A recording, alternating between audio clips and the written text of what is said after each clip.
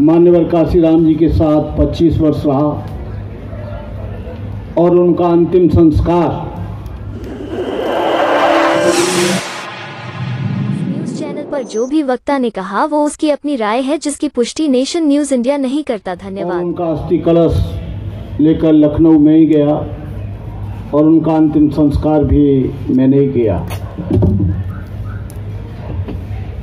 हमारे देश में कुकर मुत्तों की तरह बहुत पार्टियां हैं, बहुत सामाजिक संगठन हैं, बहुत से धार्मिक संगठन हैं, लेकिन हम लोग आज ऐसे लोगों से अपने सामाजिक और धार्मिक अधिकारों की मांग करते हैं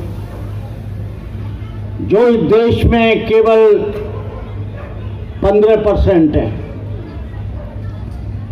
उसका कारण मैं कोई लंबा चौड़ा भाषण नहीं दूंगा। मेरा नाम भंते करुणाकर है और YouTube पर मेरी सारी स्पीचें आती हैं और 11,09,832 कल तक की मेरी फॉलोइंग थी। मैं कोई किसी पार्टी में काम नहीं करता हूं। मैं केवल जाति और धर्म से उठकर उन लोगों के बीच में काम करता हूं जो लोग सदियों से सताए हुए लोग हैं। मैं अपनी बात यहां से शुरू करूं। मिटा दो जमाने से कुनबा परस्ती, मिटा दो जमाने से कुनबा परस्ती, मिटा दो लुटेरों की शोषण की हस्ती, मिटा दो ये जातीयता वाली बस्ती, मिटा दो गरीबों की फाका परस्ती। ये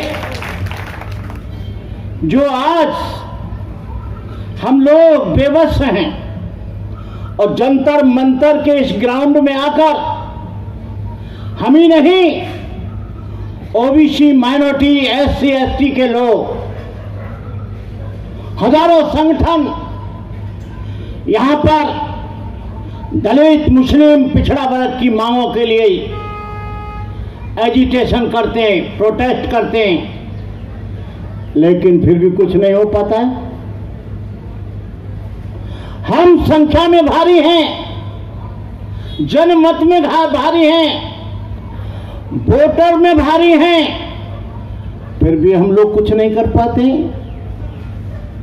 उसका मेन कारण है सत्ता उनकी है, व्यवस्था उनकी है, कार्यपालिका उनकी है, न्यायपालिका उनकी है, विधायिका उनकी है, पत्रकारिता उनकी है। तुम्हारा झुंझुना नहीं है, कुछ नहीं है।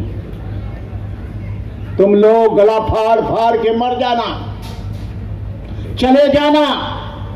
जब तक इस देश में 85% लोग जो बहुजन समाज के लोग हैं, और बहुजन समाज में 4 लोगों को मानता हूं, जो SC ST, OBC, पिछड़ा वर्ग और मुस्लिम भाई। मैं किसी एक जाति एक धर्म की बात नहीं करना चाहता। यहां का मुसलमान भी बहुत खेमों में बटा हुआ है, यहां का दलित भी बहुत खेमों में बटा हुआ है। महाराष्ट्र बाबा साहब की नागपुर राजधानी कही जाती है। पूरा महाराष्ट्र से पूरी इंडिया में कभी संदेश जाता था, लेकिन महाराष्ट्र की जितनी बुरी हालत, एक MP एक मिनिस्टर उनका चुनकर नहीं आता, एक पार्टी ऐसी नहीं जो वहां पर पूरी तरह से काबिज हो जाए। या तो वहां पर गवर्नमेंट रही है बीजेपी की या कांग्रेस की, या कुछ दिन के लिए शिवसेना की आ गई। क्यों? मैं मानता हूं कि 3 चीजें सबसे बड़ी होती हैं दुनिया में: बुद्धिबल, नॉलेज, धनबल मनी, बाहुबल मसल्स पावर, लेकिन 3 बलों से भी ज्यादा बल एक बल और है, वो वोट का बल, जनबल। लेकिन हमारा वोट बिखर जाता है, हमारा वोट टुकड़े टुकड़े हो जाता है, हम लोगों को एक रात में खरीद लिया जाता है। हर पार्टियों ने चमचे और दलाल पाल रखे हैं, कुछ मुस्लिम समाज के तो कुछ दलित समाज के, कुछ पिछड़ा वर्ग के लोग। ये पिछड़ा वर्ग जब सुधर जाएगा, इस देश में क्रांति हो जाएगी। पिछड़ा वर्ग सबसे बड़ा हिंदू बनता है, और जब मंदिर में हिस्सेदारी की बात आती है, वहां के ट्रस्ट में जाने की बात आती है, तो उनको निकाल कर बाहर कर दिया जाता है। जब इनको पूजा करने की बात आती है, बाहर कर दिया जाता है। जब इनको पुजारी बनने की बात आती है, बाहर कर दिया जाता है। मेरा कहने का मतलब यह है कि आप लोगों के पास वोट की बहुत बड़ी ताकत है, लेकिन वो ताकत रामदास आठंबले, उस बेईमान को मैंने पैसा देकर 1975, 76, 77 में मैंने सपोर्ट किया। 250 लोग मथुरा जेल में थे, उनको छुड़वाया। जब दलित समाज के लोग, जब उसका कमांडर ही बिक जाएगा, सेना क्या करेगी? बहुत से ऐसे लोग हैं जो लोग यहां पर धन के लिए, पद के लिए समझौता कर लेते हैं और उनकी विचारधारा समाप्त हो जाती है, उनकी विचारधारा मर जाती है। जाति गणना इस देश में होनी चाहिए, लेकिन बीजेपी इस बात से भयभीत है, जैसे बिहार में जनगणना हुई, वहां 60 और 66 और 77% रिजर्वेशन हो गया। अरे हम तुमसे रिजर्वेशन नहीं मांगते हैं, तुम केवल जाति गणना कर दो। मुसलमान को मुसलमान के आधार पर आरक्षण दे दो, शेड्यूल कास्ट को शेड्यूल कास्ट के आधार पर दे दो, बैकवर्ड को बैकवर्ड के आधार पर दे दो। लेकिन ये करेंगे नहीं आप लोग। वोट,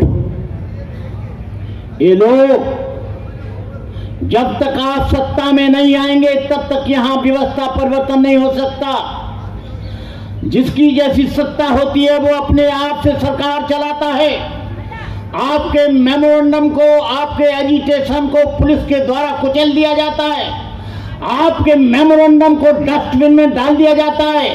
ये जितने भी इस जगह पर मैं 50 वर्ष से देख रहा हूं, जितने भी यहां पर एजिटेशन हो रहे हैं, या तो उनकी ठुकाई अच्छी तरह से होती है, या उनके मेमोरेंडम को जमीन में गाड़ दिया जाता है।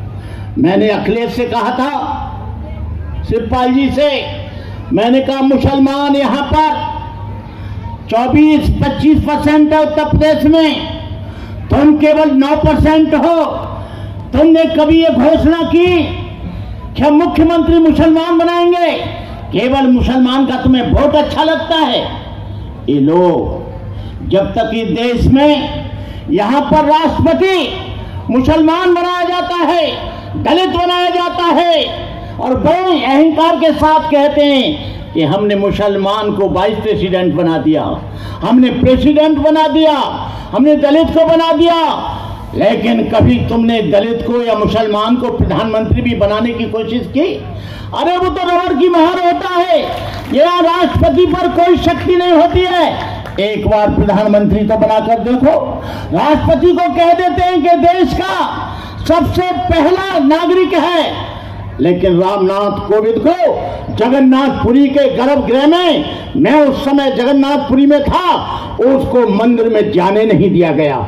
मुर्मू को ये पार्लियामेंट का उद्घाटन हुआ, यहां पर उसको बुलाया नहीं गया। केवल वो दलित तब तक हिंदू है जब तक वोट देता है।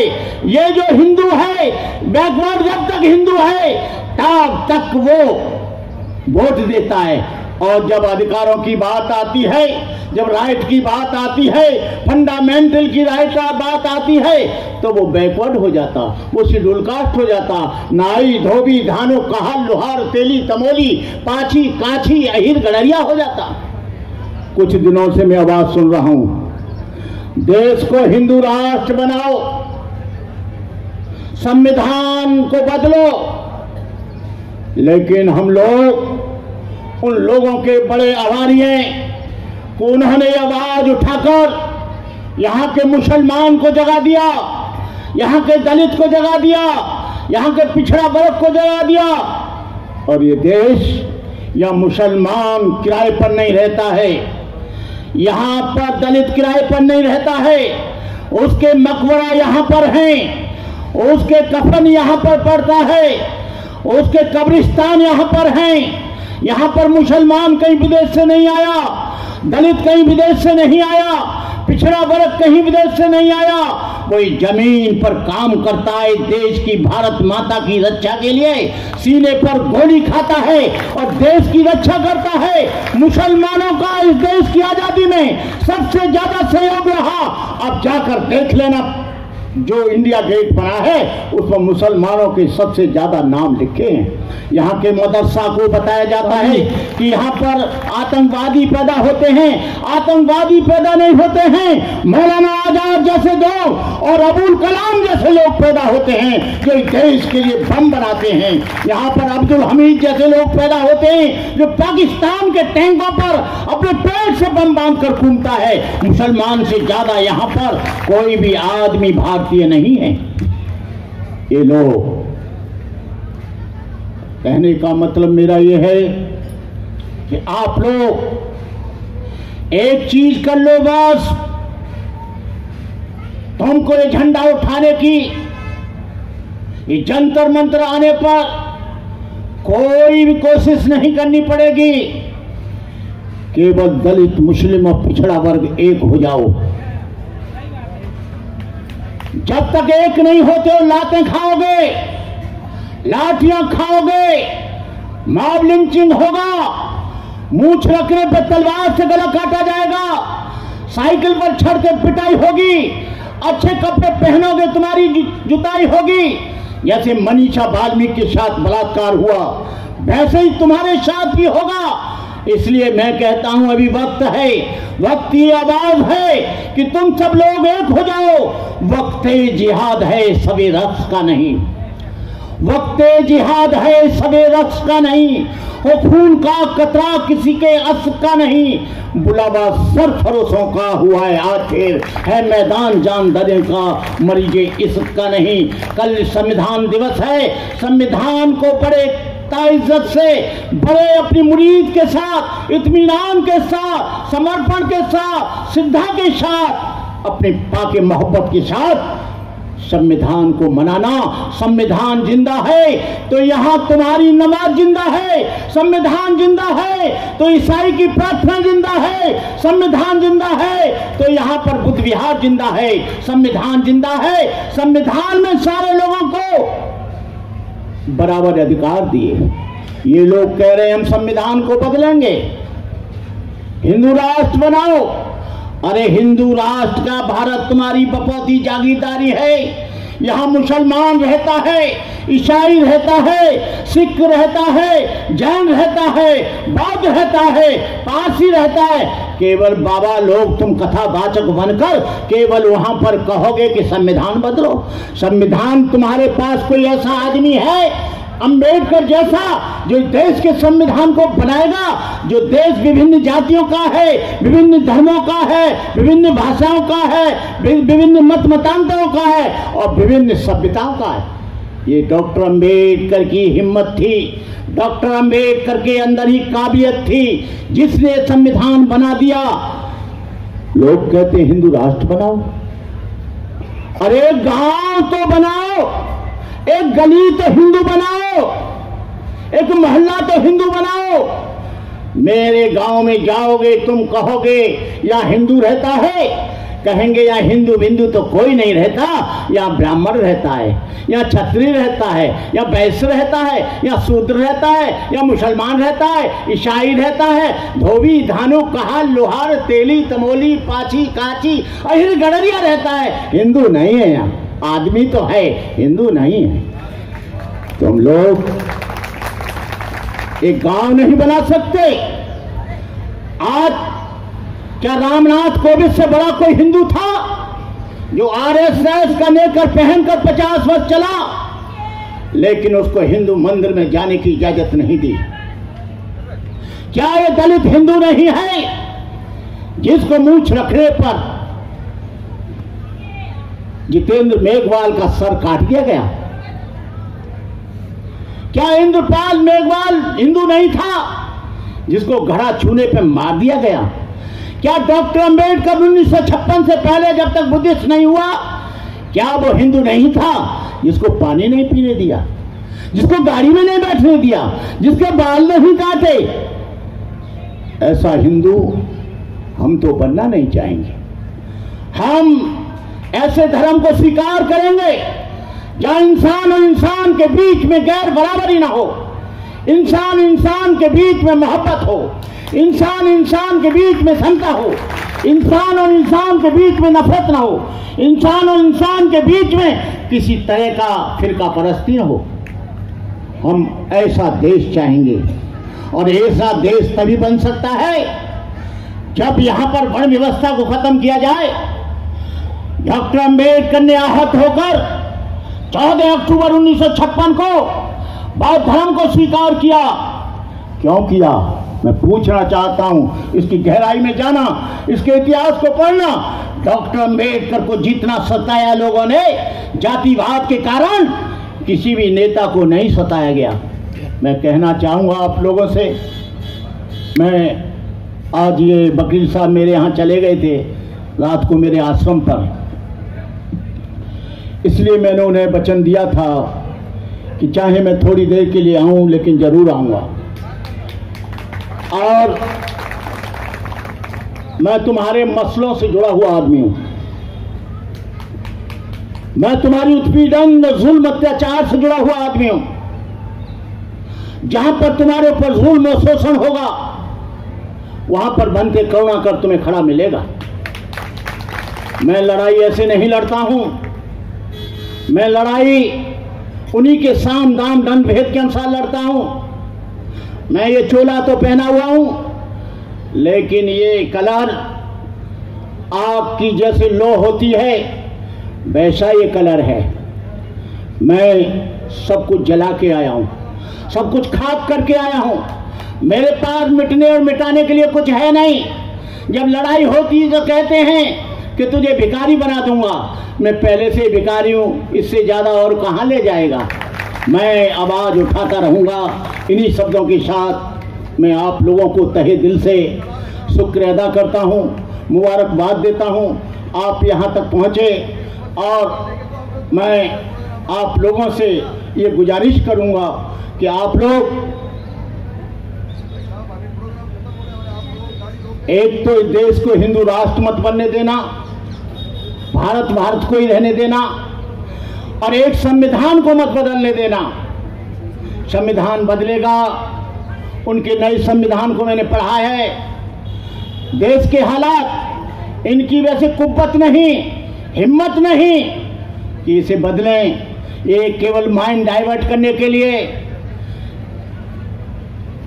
इब्राहिम लिंकन कहा करता था, जब कुछ छलफरेब की बात करनी हो तो माइंड डाइवर्ट करो, न्यू सेंस क्रिएट करो। वैसे ही बीजेपी माइंड डाइवर्ट करती रहती है।